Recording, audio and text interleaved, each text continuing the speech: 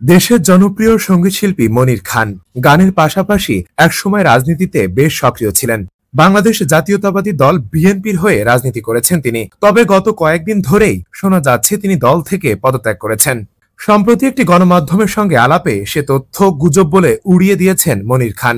এ বিষয়ে তার মন্তব্য 2018 সালে একটি তথ্যকে বিকৃত করে সামনে আনা হয়েছে, যেটা মোটেও সত্য নয়।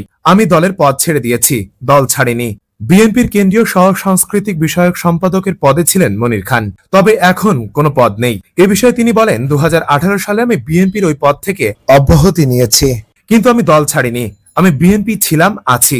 যে গুজব ছড়ানো হয়েছে তা উদ্দেশ্য প্রণোদিত।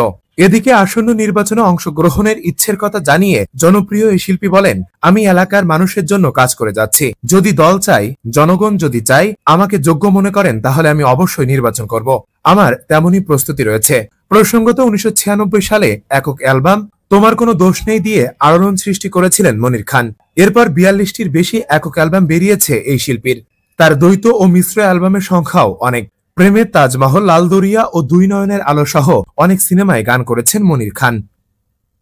ফেরদৌস সাগর, মানব কণ্ঠ।